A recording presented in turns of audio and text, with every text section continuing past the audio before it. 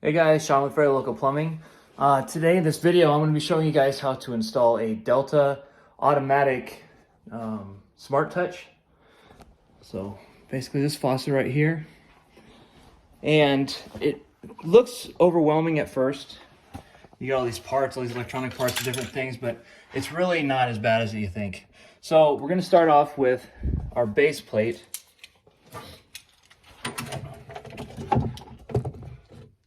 So our base plate's going to go on first. So what you do is you'll take this. This is the hose from above that your spout's going to be on. We're going to put this on there first. So it has these set screws. At the end of this, we're going to tighten those set screws. So we want this to face towards the faucet. The next thing we want is our screw or our nut here. We're going to install that. Then it actually comes with this tool, which is open, so that way you can slide it right up there. Take it right up to the top,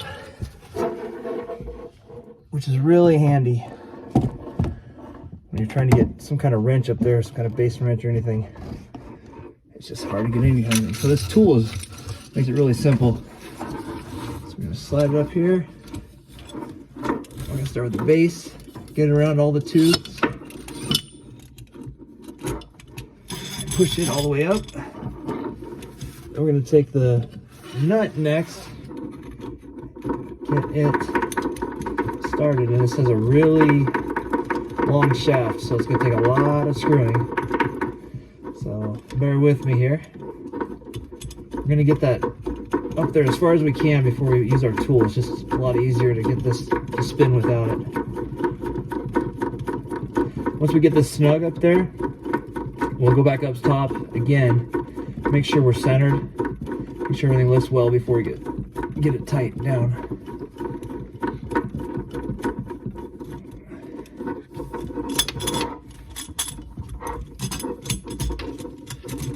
It can be a little awkward. Get these hoses that try to fight you.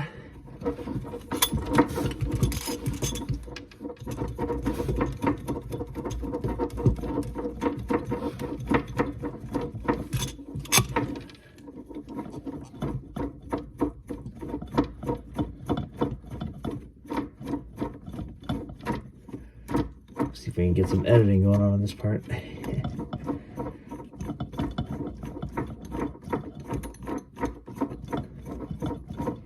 So while we're doing this, take some time to get to know me, I guess. I'm Sean. I'm a Christian. I'm a father of 5. I've been plumbing since I was 18, and I am now not 18. It's been 26 years. And, you know, over the past few years, I've used YouTube for so many things in my life.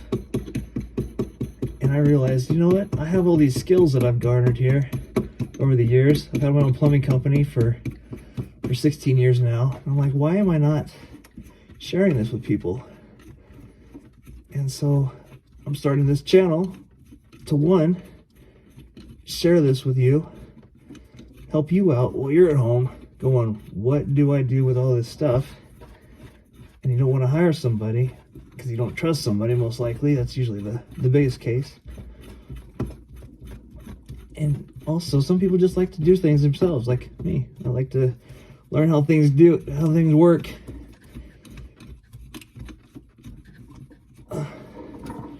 Also, like I said, I have 5 children and a wonderful wife, and I like to be around them. So I can find myself working all the time if I don't catch myself. So I thought this might be a good way, and I can kind of balance out being home and doing what I need to do to make a living. So if you like this content, if you get any kind of value out of it, I'd appreciate you liking it. And then gently touching that like button, and maybe even subscribing if this is something else you would like to see. All right, so we're pretty close to up there. I'm gonna get this tool now. Get it up there farther, and it has these handles don't it makes it a little awkward around the other hoses here.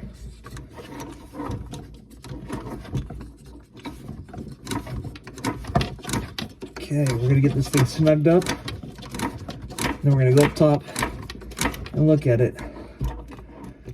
Let's see what we're doing. My goodness, this is the longest bolt ever.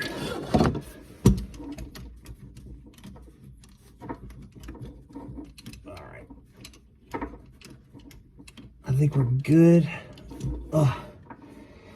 So the good thing about this also, once you get that snugged up, oh my goodness. Not yet. Once you get that snugged up there, you can use your screwdriver, your Phillips head screwdriver, and you can finish tightening that up.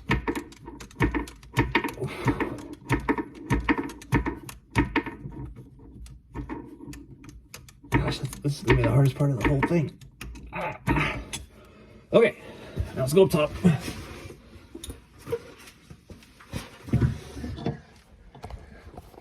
All right, so we're a little crooked. You can see that. We're gonna center that back up. Don't worry about this right now, that's fine. I'm just using it to balance it out as it sits in that hole. Have it straight. We'll come back down here. Grab our screwdriver. Phillips head screwdriver.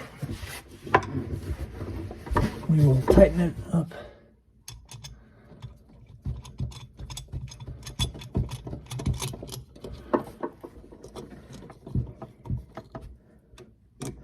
That way it's nice and tight. It's not going to want to move around anymore. It's really a cool design. The shaft, I know why they made it so long. They make it long so that way in case you have a thick countertop, like some tile countertops, big custom homes, they have a lot of thickness. They have their plywood, then their backer board, then their tile, you know, so I can understand why it's long. It better to be longer than short, but man, that was a long one. Okay, next.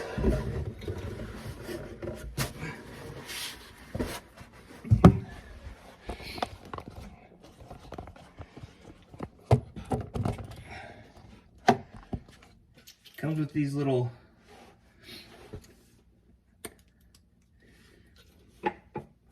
valves. They come with extra screens in them. And it's just extra protection to keep debris and stuff out of your new faucet here. So we'll unscrew the caps we had on the angle stops, which we've already replaced. I would suggest replacing them if you don't have any quarter turn angle stops on your water supplies. Quarter turns where you turn it a quarter of a turn and it's on or off. I would suggest replacing them only because the multi-turn ones, they'll fail usually, and they'll leak a lot. Quarter turns are pretty reliable. All right, so we got one on.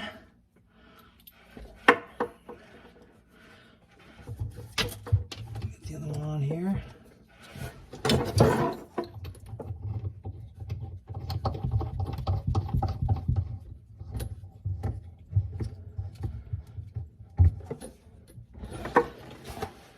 Okay, I guess you should start with some tools. So some tools we'll need: screwdriver, medium channel locks, small channel locks. For the drain, a hacksaw blade, whatever kind of glue you're using. We're using ABS glue because we have ABS here. What else we need? Tape measure, some Teflon paste, some plumber's putty, a basin wrench if you can't get that tight enough. If you have a different faucet that's having a hard time, just to tighten it from down below. This is a special tool for basket strainers. It works for shower pans also, for the drains on those. That's good to have. You You can also use your channel locks for that same reason that we need that for. So, back to where we're at. So this is the cold line. We're going to tighten this up. Nice and snug. Hot line.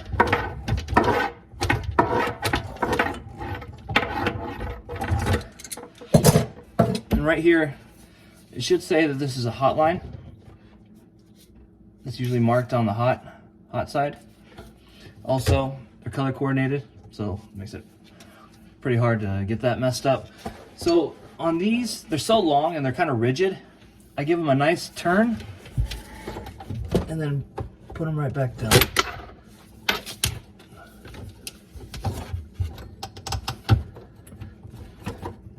You don't need to use any kind of Teflon paste or anything on this. They have rubber gaskets in them already.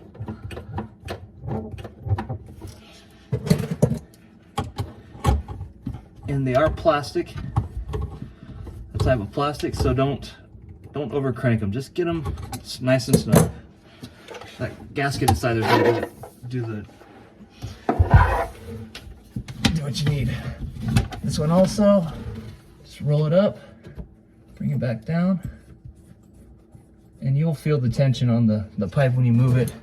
It'll want to go one way or another. Tighten it. Careful not to over tighten it. All right, so at this point, they recommend flushing the system. So right here is where the water is going to come out. When I go and turn this water on,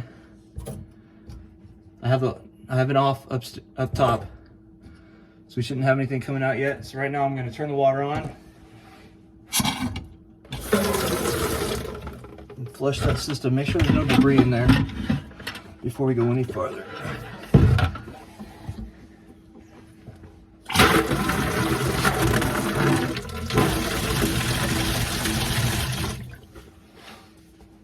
Okay, that's good.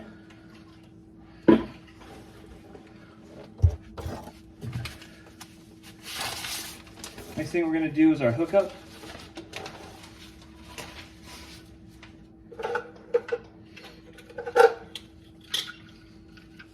And this has the automatic sensor on it.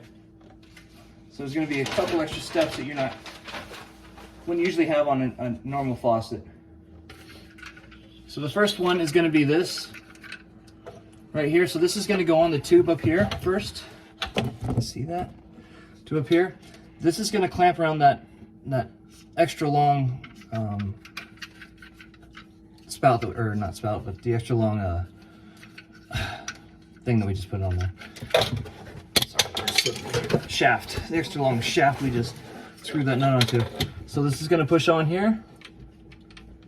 And then this is going to push over, snap in place. This is going to go up the shaft.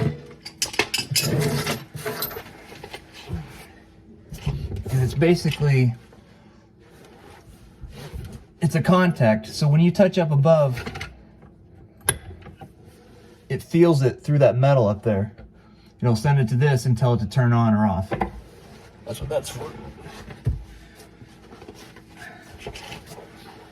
Okay, the next thing we have is a weight. This is a weight that goes on there. So when you pull down your water spout up top, it will. So when you pull on this up here, that counterweight pulls it right back up. So that way it doesn't just sit down there. And if you have that problem, that means there's something wrong with the weight down below. It's getting caught on something or hung up. It should pull back up by itself.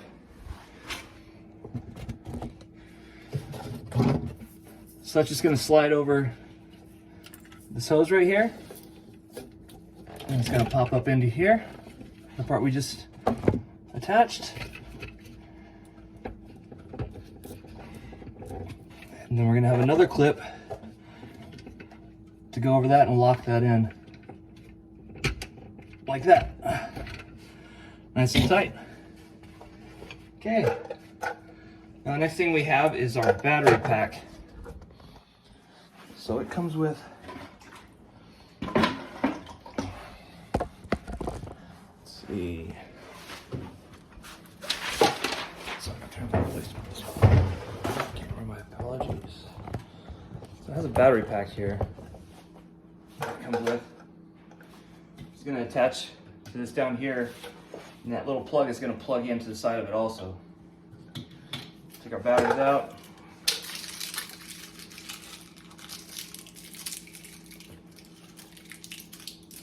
It shows which way it's going to go. Positive up. Positive up. And on the other side, it's going to face the other way.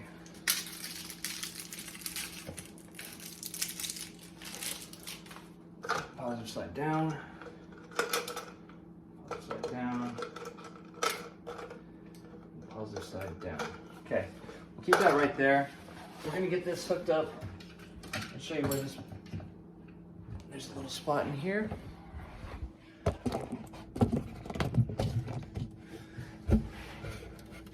So that's going to plug in right here.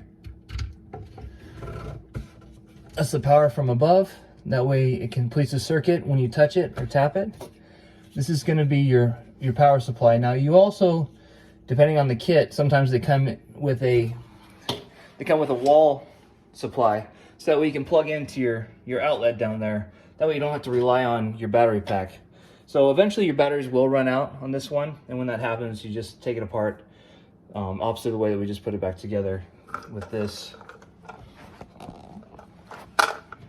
That's going to go in there, and it's just going to snap on there. Very easy. Okay, so that's the drain, or that's the faucet part. And I want to thank you for watching. I'm going to do the drain also with the disposal. So if you want to come back and watch that video, that'd be great. If not, just like and subscribe. And I thank you, and God bless you.